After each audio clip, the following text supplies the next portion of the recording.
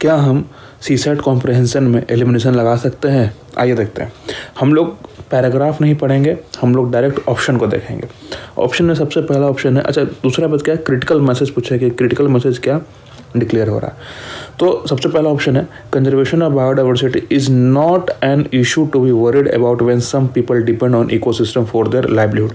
यहाँ पहला ही लाइन में बता दिया कि conservation of biodiversity is not an issue, ये इशू नहीं है कंजर्वेशन ऑफ बायोडाइवर्सिटी। ये क्या एक नेगेटिव स्टेटमेंट है, कैंसिल कीजिए।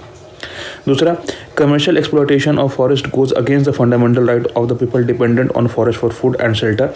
अगर जनरल में देखा जाए तो ये ऑप्शन सही हो सकता है, ठीक है, लेकिन हमें पैराग्राफ के हिसाब से देखना है। तो पैराग्राफ में भी नहीं पता क्या है। थर्ड आइए, subsistence of livelihood and degradation of ecosystem while being together exaggerate one another leading to conflicts and imbalance. इसमें कोई नेगेटिव स्टेटमेंट नहीं है। हम लोग चौथा स्टेटमेंट जाते हैं, commercial exploitation of ecosystem should be completely band. This is extreme statement, तो ये भी गलत हो गया।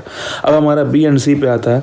अब हम जब पैसेज को एक बार पढ़ेंगे तो यहाँ कहीं भी मेंशन नहीं है फंडामेंटल राइट का, क्योंकि हमें आंसर देना है पैराग्राफ के ही हिसाब से, हमें जनरल स्टेटमेंट या जनरल नॉलेज पे नहीं देना है।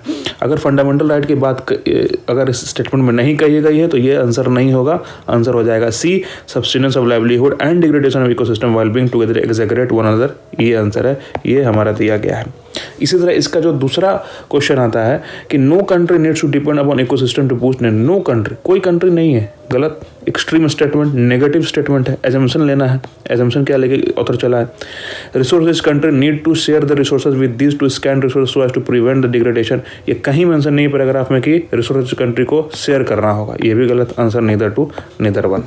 इसी तरह हम लोग पैराग्राफ में भी एलिमिनेशन लगा के मोस्ट ऑफ द पैसेज को हम लोग सॉल्व कर सकते हैं।